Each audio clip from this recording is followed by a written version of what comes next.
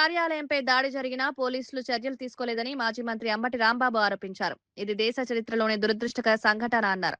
సాధారణంగా పోలీసులు స్వయంగా కేసు నమోదు చేయాల్సి ఉంటుందన్నారు. అయితే తాను ఫిర్యాదును చేసిన తర్వాతే కేసు నమోదు చేశారని విమర్శించారు. చట్ట వ్యవస్థపై ప్రజలకు నమ్మకం తగ్గేలా ఇలాంటి ఘటనలు జరుగుతున్నాయని పేర్కొన్నారు. బాధ్యులపై కఠిన చర్యలు తీసుకోవాలని డిమాండ్ చేశారు. ఈ అంశం రాజకీయంగా చర్చకు దారితీసింది. పోలీసుల పాత్రపై ప్రశ్నలు తలెత్తుతున్నాయి. న్యాయం జరిగే వరకు పోరాటం చేస్తారని తెలిపారు. అభిప్రాయపడుతున్నా 37వ తారీఖున 5 గంటల నుంచి రాత్రి 12:20 వరకు మా ఇంటి మీద ఆఫీస్ మీద పెద్ద ఎత్తున దాడి చేశారు. ఒక విధంగా చంపడానికి ప్రయత్నం చేశారు.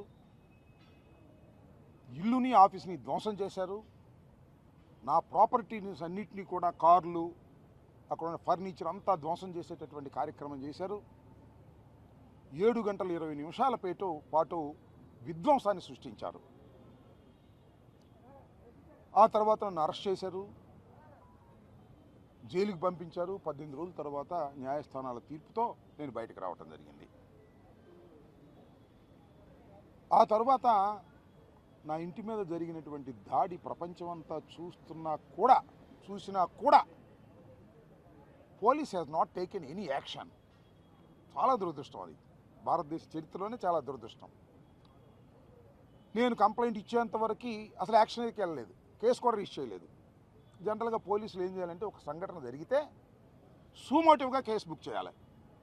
నా ఇంటి మీద 31వ తారీఖున జరిగినటువంటి దాడి కానీ సంఘటన కానీ police has not registered even a case. 1వ తారీఖున నన్ను కోర్టులో ప్రొడ్యూస్ చేసిన తర్వాత కోర్టు వారి యొక్క అనుమతితో నా లీగల్ అడ్వైజర్ చెప్తే కంప్లైంట్ రాసి సంతకం పెడితే ఆ కంప్లైంట్ తీసుకెళ్ళిస్తే 2వ తారీఖున కేసు బుక్ చేశారు. ఎవరి మీద? నా ఇంటి మీద దాడి చేసిన వారి మీద నేను ఇచ్చిన కంప్లైంట్ను పురస్కరించుకొని. అప్పుడు దాకా ఆగాల్సిన అవసరం లేదు. Police has to register a case సూమోటివ్. చేయలా అంటే ఇట్ సీమ్స్ పోలీసులు తెలుగుదేశం వారు కుమ్మక్కై నా మీద దాడి చేశారు అనేటువంటి భావన కలిగే విధంగా ప్రవర్తించారు. సరే, కేసు రిజిస్టర్ చేశారు. ఏం కేసు రిజిస్టర్ చేశారో తెలుసా?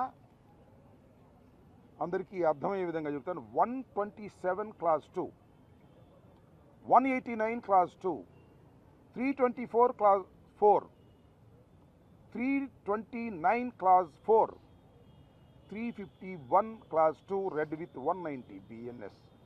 All are below 7 years.